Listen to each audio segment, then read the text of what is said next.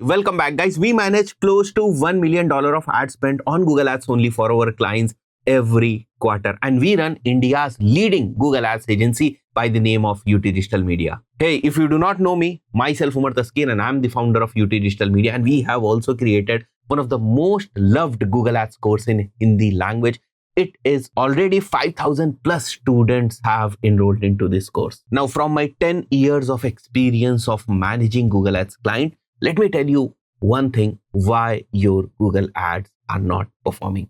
So, अगर आपके पहले Google Ads परफॉर्म कर रहे थे और फिर कुछ टाइम के बाद आपके Google Ads परफॉर्म करना बंद कर देते हैं, तो जो मैं आज आपको 5-6 तरीके बताने वाला हूँ, डिबग दीज थिंग्स, इन्हीं में से कोई एक प्रॉब्लम है जिसकी वजह से आज आपके Google Ads परफॉर्म नहीं करें. If you will solve this, आपके Google Ads भी परफॉर्म करने लगेंगे. तो 90% ऑफ द सिनेरियोज में यही प्रॉब्लम्स होती है. तो first thing is check competitor insights and auction insights. वहां पर हो सकता है नए कॉम्पिटिटर जो है वो आपके एंटर कर चुके हो ऑक्शन के अंदर, या फिर ओल्ड कॉम्पिटिटर्स और एग्रेसिव हो गए हो. इससे भी होता है कि आपकी जो गूगल एड्स की परफॉर्मेंस अभी तक आ रही थी वो अब आगे आना बंद हो गई हो. सबसे पहले मैं आप लोगों को ऑक्शन के बारे में बता देता हूं. देखिए, जब भी आप अपने कॉम्पिटिटर से कॉम्पीट कर रहे होते हैं, मान के चलते हैं ये कॉम्पिटिटर C1 है, C2 है, C3 है, C4 है, इन सब कॉम्पिटिटर्स ने सेम कीवर्ड रखा है. लेट्स से IIT कोचिंग इन दिल्ली. इस कीवर्ड के ऊपर ये सभी कॉम्पिटिटर्स जो है वो बिड करने की कोशिश कर रहे हैं. साथ में आप हैं यहाँ पर, आप भी सेम ही कीवर्ड के ऊपर बिड करने की कोशिश करें. इस पर्टिकुलर सिनेरियो में ये होता है कि ये सभी एडवर्टाइजर्स जो अपना एड इस कीवर्ड के ऊपर दिखाना चाहते हैं, ये एक ऑक्शन में पार्टिसिपेट करते हैं, और उस ऑक्शन में जो भी जीतता है, जिसको जिस भी टाइप की जो एड रैंक है वो मिलती है, उसके बेसिस पे उसको रैंकिंग जो है वो प्रोवाइड होती है. अब हो सकता है कि आपको एड रैंक सबसे ज्यादा मिल जाए, इस वाले पर्सन को सेकंड नंबर की एड रैंक मिले, इस पर्सन को थर्ड नंबर की, इस वाले एडवर्टाइजर को फोर्थ नंबर की, और इस वाले एडवर्टाइजर को फिफ्थ नंबर की. और भी बहुत सारे एडवर्टाइजर्स हो सकते हैं. मान के चलते यहाँ पर इस टाइप के 100 एडवर्टाइजर्स थे जो इस कीवर्ड के ऊपर अपना ऐड जो है वो दिखाना चाहते हैं. अब जरूरी नहीं है कि 100 के 100 एडवर्टाइजर्स को स्पेस मिल जाएगी. जिनकी एड रैंक कम होगी, हो सकता है उनको इंप्रेशंस ही ना मिले, मतलब उनको इन्वेंट्री नहीं मिली, उनको जगह ही नहीं मिली, वो जो है अपना ऐड दिखा ही नहीं पा रहे. इसलिए जिसकी भी एड रैंक अच्छी होगी, प्रोबेबिलिटी है कि उसका ऐड जो है वो ऊपर दिखाई देगा. तो ये सारी चीजें होती है थ्रू एन ऑक्शन.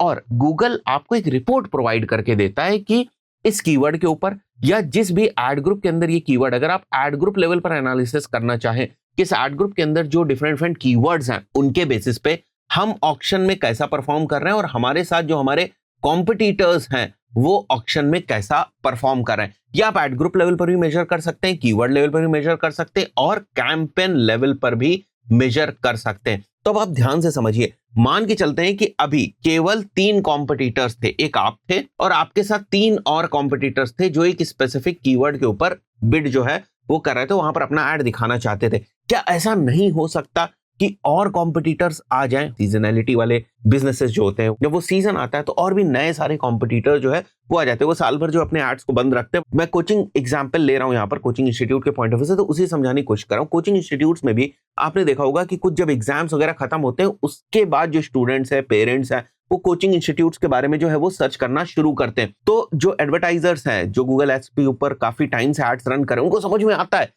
कि उनको कब जो ऐड है वो चलाना, तो वो भी इंतजार करते हैं कि जब लोग सर्च करना शुरू करेंगे तो हम ऐड चलाना शुरू करेंगे. तो मान के चलते हैं पहले आपकी परफॉर्मेंस थोड़ी बहुत आ रही थी, उतनी सर्चेस भी नहीं थी, इसलिए आपकी परफॉर्मेंस भी आ रही थी. आपका जो CPC है वो भी कम था क्योंकि कॉम्पिटिटर्स आपके कम थे. पर जैसे ही सीजनलिटी का टाइम आया, आपके कॉम्पिटिटर्स जो है वो आ गए. अब क्या होगा? कॉम्पिटिटर्स आ गए, कॉम्पिटिशन बढ़ गया, इन्होंने ज्यादा CPC लगा ली, तो एक तरीके से जो आपकी बेस CPC है वो ही बढ़ गई. और अगर आप लिमिटेड CPC के साथ जो है वो बिड कर रहे हैं, या बहुत ही कंट्रोल्ड CPC के साथ बिड कर रहे हैं, तो क्या होगा? आपको एड रैंक ही नहीं मिलेगी. अभी मैंने आपको बताया ना कि एड रैंक के ऊपर सब डिपेंड करता है. एड रैंक का जो फॉर्मूला होता है वो होता है maximum CPC bid multiplied by quality score. तो क्वालिटी स्कोर की अभी मैं बात नहीं कर रहा हूं, ये थोड़ा बहुत रिलेवेंसी से रिलेटेड है. मैं बात कर रहा हूं मैक्सिमम CPC बिड की. अगर ये कॉम्पिटिटर्स अपनी मैक्सिमम CPC बिड को बढ़ा देते, ये किसी भी तरीके से हो सकता है, ये मैनुअल CPC के थ्रू हो सकता है, ये ऑटोमेटेड बिडिंग स्ट्रेटजी के थ्रू हो सकता है, ये ज्यादा बजट डालकर भी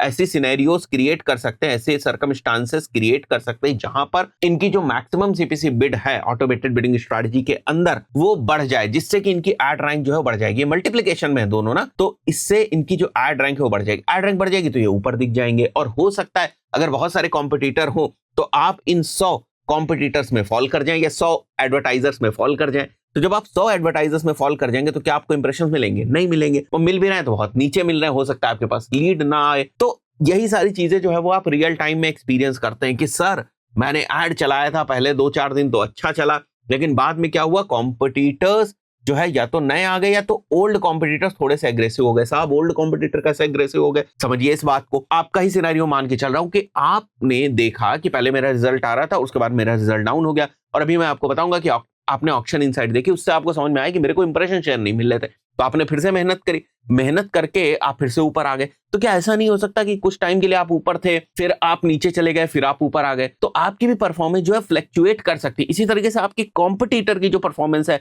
वो भी फ्लक्चुएट करती है। जब आपके कॉम्पिटिटर की परफॉर्मेंस जो है वो फ्लक्चुएट करेगी तो उस पर्टिकुलर सिनेरियो में आपकी परफॉर्मेंस फ्लक्चुएट करेगी। बात समझ रहे हैं आप? कहने का मतलब कि सब कुछ रिलेटिव है मेरे भाई। पोजीशन तो 4 ही है ना, पहली position, second position, third position, fourth position. Example के तौर पे टॉप ऑफ द पेज की मैं बात कर रहा हूं, वहां पर 4 की पोजीशंस के ऊपर तो ऐड दिखेंगे। तो अगर आपका कॉम्पिटिटर पहली पोजीशन पे दिख गया तो आप कैसे दिखोगे पहली पोजीशन पे? तो एवरीथिंग इज रिलेटिव। जब आप पहली पोजीशन पे दिख जाओगे तो आपका कॉम्पिटिटर पहली पोजीशन पे नहीं दिख पाएगा क्योंकि वो आपने स्पॉट ले लिया। तो एवरीथिंग इज रिलेटिव। तो ये परफॉर्मेंस ऐसे ही चलेगी। बस आपको ये समझना है कि जब आपके पास डिप आ रहा है तो आपको अपनी डेटा को आइडेंटिफाई करके समझने की कोशिश करनी कि ऊपर कैसे जाना है, मतलब परफॉर्मेंस को इंप्रूव कैसे करना है। तो उसका ही मैं रीजन आपको एक बता रहा हूं कि उसका एक रीजन डिप जाने का हो सकता है। कॉम्पिटिटर इनसाइट्स और ऑक्शन इनसाइट को चेक करो तो पता चल जाएगा। जैसे मैं यहां पर आ जाता हूं तो मैं एक अकाउंट में गया और एक अकाउंट में यहां पर अगर मैं देखूं डिफरेंट डिफरेंट कैंपेन्स हैं, कोई भी मैं कैंपेन जो है वो पकड़ लेता हूं। लेट्स से मैं ये वाला कैंपेन पकड़ लेता हूं और ऑक्शन इनसाइट में जाता हूं। तो अभी मैं जो ऑक्शन इनसाइट देख रहा हूं वो किस लेवल पर देख रहा हूं? कैंपेन लेवल पर। तो इस कैंपेन के अंदर जितने भी कीवर्ड्स हैं उनके ऊपर मेरे साथ जो दूसरे कॉम्पिटिटर्स कॉम्पीट कर रहे हैं वो कौन है और उनकी परफॉर्मेंस कैसी आ रही। देख लो भाई साहब, ये सारे डिफरेंट डिफरेंट कॉम्पिटिटर्स हैं। और जब भी सीजन आएगा हम क्या देखते हैं कि ये कॉम्पिटिटर्स का नंबर जो है बढ़ जाता है। तो इससे क्या पता चला? कॉम्पिटिटर्स एग्रेसिव हो रहे हैं, नए कॉम्पिटिटर्स आ रहे हैं, तो देयर आर हाई चांसेस कि मेरी परफॉर्मेंस जो है वो थोड़ी सी डिप होगी। तो केवल ये सोच लेना कि अरे पहले तो परफॉर्मेंस आ रही थी, अब नहीं आ रही है, पता नहीं क्यों नहीं आ रही। अरे वही तो मैंने बताया ना, 4-5 ही रीजन होते हैं। यही 4-5 रीजन है, इनको अगर आपने डिबक कर लिया तो आपको समझ में आ जाएगा, उसके हिसाब से एक्शन लेने की जरूरत है। Search terms again very important indication, या आपको डेटा वहां से मिल सकता है कि आपकी परफॉर्मेंस क्यों नहीं आ रही। Sometimes you start showing on irrelevant searches, broad match has become more aggressive. कई बार क्या होता है, एग्जांपल के तौर पे आपने कोई कीवर्ड रखा, ध्यान समझिएगा इस बात को, और प्रैक्टिकली हम लोग इस चीज को देखते हैं, बहुत बार होता है। आपने कोई कीवर्ड रखा, मान लिया XYZ, और इस कीवर्ड को रखा आपने ब्रॉड मैच में। शुरुआत में मान के चलते हैं आपका बजट जो था वो थोड़ा सा कम था।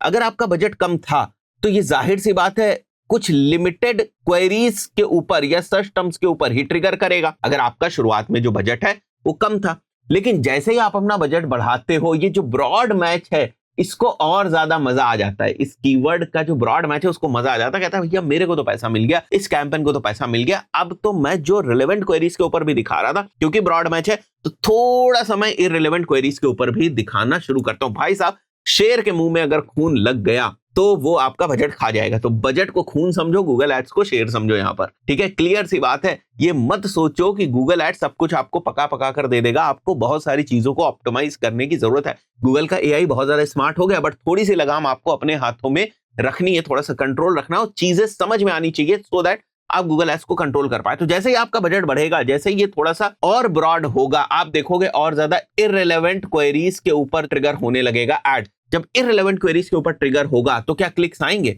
नहीं आएंगे। क्लिक्स नहीं आएंगे तो आपका क्या डाउन होगा? CTR डाउन होगा। CTR डाउन होगा तो जहां मैं एड रैंक की बात कर रहा था, यहां मैं एड रैंक की बात कर रहा था ना आपसे, क्वालिटी स्कोर होता है एड रैंक के अंदर, और एड रैंक के अंदर मैक्सिमम CPC बिड होती है। क्वालिटी स्कोर के अंदर एक फीचर होता है, या क्वालिटी स्कोर के अंदर एक फैक्टर होता है जिसको हम लोग बोलते हैं एक्सपेक्टेड CTR। तो अगर आपका CTR डाउन होगा तो आपका एक्सपेक्टेड CTR भी डाउन होगा, और अगर आपका एक्सपेक्टेड CTR डाउन होगा तो आपकी CPC भी महंगी जाएगी। क्यों CPC महंगी जाएगी? भाई साहब, एड रैंक डाउन हो रही है ना, क्वालिटी स्कोर डाउन हुआ ना, क्योंकि आपका एक्सपेक्टेड CTR डाउन हुआ तो क्वालिटी स्कोर डाउन हुआ, क्वालिटी स्कोर डाउन हुआ तो एड रैंक भी बढ़ी। तो सारी चीजें एक दूसरे से कनेक्टेड है, तो परफॉर्मेंस कहां से आएगी? तो बात समझ रहे हैं आप? तो जब भी आप बजट बढ़ाएं, अपने सर्च टर्म्स को देखें, या रेगुलर बेसिस पे आप अपने सर्च टर्म्स को देखते रहें। जब भी आपको परफॉर्मेंस डाउन लगे, ऑक्शन इनसाइट देखें, सर्च टर्म्स देखें। समझ में आ रहा है मैं क्या समझाने की कोशिश कर रहा हूं आप लोगों को? थर्ड पॉइंट पे हम लोग आ जाते हैं, Google search behaviour itself is changing.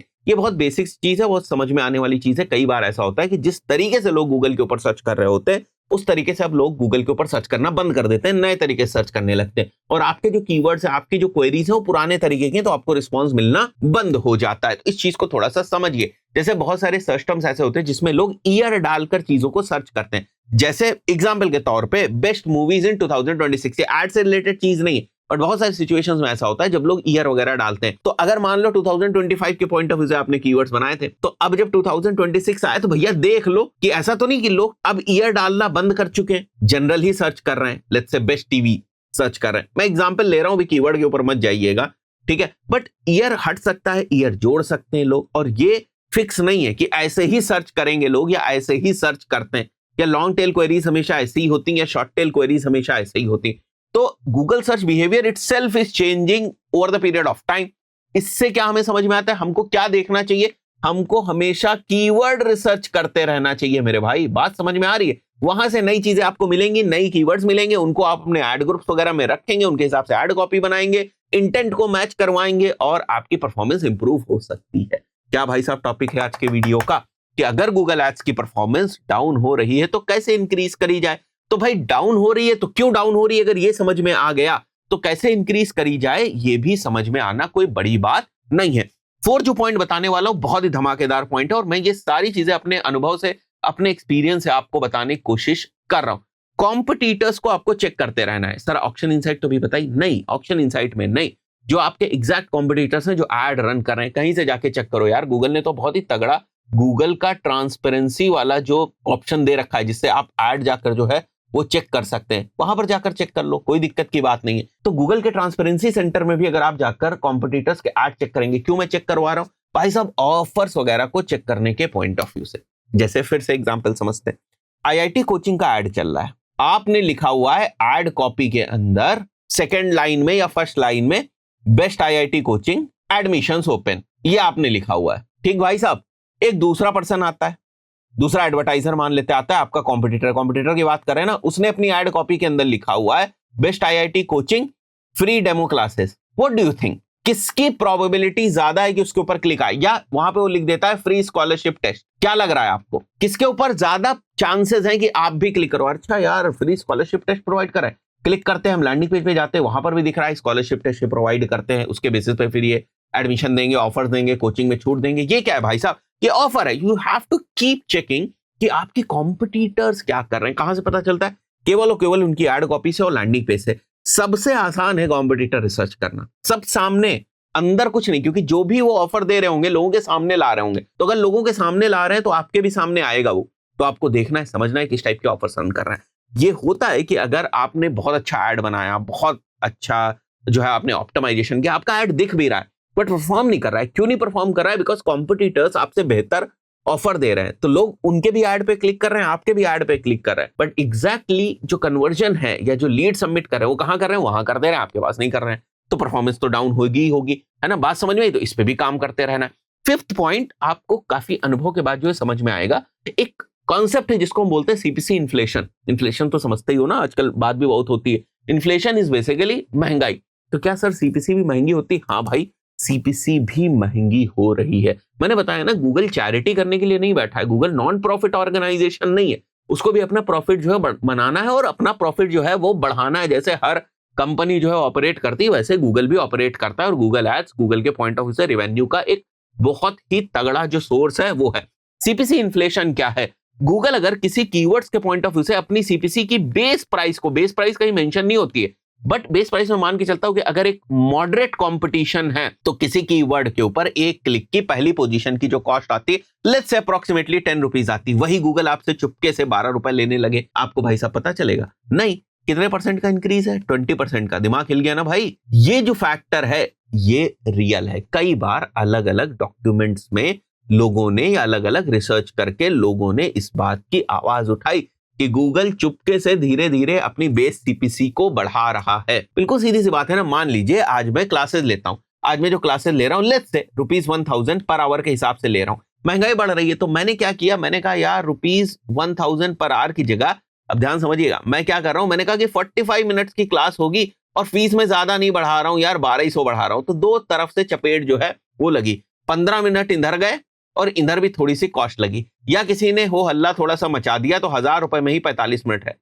भाई साहब देख रहे हो ना यार, 5 रुपए वाला जो आपका पार्ले बिस्किट था वो धीरे धीरे उसके अंदर बिस्किट कम होते जा रहे हैं। अंकल चिप्स जो था 10 रुपए का, उसके अंदर धीरे धीरे चिप्स कम हो रहा है और हवा भरती जा रही। तो अपना बेस प्राइस जो बढ़ा रहे हैं, हर चीज महंगी हो रही है। गूगल की इन्वेंट्री क्यों नहीं होगी महंगी? उसके लिए भी तो यही रेवेन्यू का सोर्स है। उसके एम्प्लॉयज की तनख्वाहें बढ़ रही हैं, उसके कंपनी के जो ऑपरेशंस हैं वो सारे बढ़ रहे हैं, तो वो अपनी सीपीसी नहीं बढ़ाएंगे क्या? तो टाइम के साथ आप देखोगे तो सीपीसी इन्फ्लेशन रियल है, और ये और ज्यादा हो जाता है जब आप देखोगे कि कॉम्पिटिटर्स वगैरह और ज्यादा आ गए। कॉम्पिटिटर्स वगैरह आ जाएंगे तो कॉम्पिटिशन की वजह से सीपीसी और ज्यादा बढ़ जाएगा। बट अगर कॉम्पिटिशन नहीं भी है तब भी आप देखोगे साल दर साल उसका जो बेस सीपीसी है वो थोड़ा थोड़ा बढ़ता रहेगा। कुछ कीवर्ड्स पे बढ़ेगा, कुछ पे नहीं बढ़ेगा। हो सकता है आपको चीजें एवरेज में दिखाई दे जाएं, कुछ नए कीवर्ड्स आ जाए जिनका बेस सीपीसी ना बढ़े, बट कुछ पुराने कीवर्ड्स होंगे जिनका बेस सीपीसी बढ़ जाएगा। तो एवरेज में देखोगे तो कई बार आपको ऐसा लगेगा कि नहीं बढ़ा है, बट इंपैक्ट उसका बढ़ा ही हुआ जो है वो फील होता है। तो CPC inflation is actually a real thing.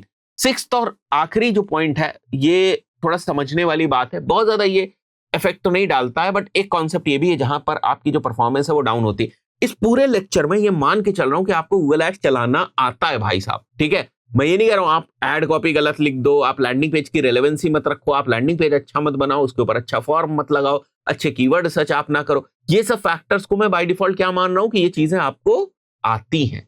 उसके बाद आपका गूगल एड आपने चलाया, सारी चीजें ठीक से सेटअप करी थी, परफॉर्मेंस आई, फिर आनी बंद हो गई। अब क्या करना है वो चीजों की मैं डिस्कशन कर रहा हूं। Incremental click loss is there, people who have clicked already are now not clicking on the same ad. समझो मेरी बात, जैसे आपका एड दिखा, एक पर्सन ने क्लिक किया, क्लिक करने के बाद वो लैंडिंग पेज पे जाता है, लैंडिंग पेज पे जाने के बाद वो संतुष्ट नहीं होता है। उसके बाद अगर बाद में उसको फिर से वही ऐड दिख रहा है, फिर से वही ऐड दिख रहा है, देयर आर हाई चांसेस कि वो उसके ऊपर क्लिक नहीं करेगा। तो यहां से आपकी जो परफॉर्मेंस आ सकती थी वो डाउन हो रही है। बेसिकली आप अपॉर्चुनिटी कॉस्ट जो है वो यहां पर दे रहे हैं।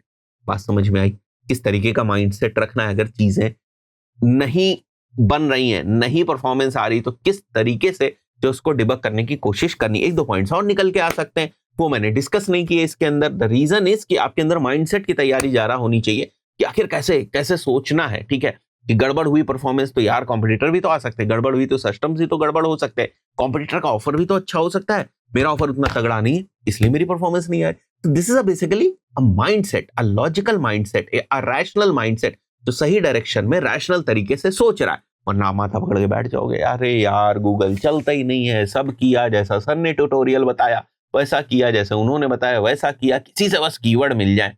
नहीं मिलेंगे भाई साहब। आई थिंक तो बहुत सारी चीजें आप लोगों को क्लियर हुई होंगी। अगर हम हमारा एडवांस गूगल एड्स का कोर्स चेकआउट करना चाहते हैं, हमारे कोर्सेज वाली वेबसाइट के ऊपर जा सकते हैं। बहुत सारे डिफरेंट कोर्सेज हैं, बहुत सारे डिफरेंट ऑफर्स हैं। कोई डाउट आता है कोर्सेज वगैरह से रिलेटेड तो नीचे नंबर दिया होगा, उसके ऊपर कॉल करके भी इंक्वायरी कर सकते हैं। इस पर्टिकुलर वीडियो में इतना ही, मिलता है नेक्स्ट वीडियो में। Till then good bye.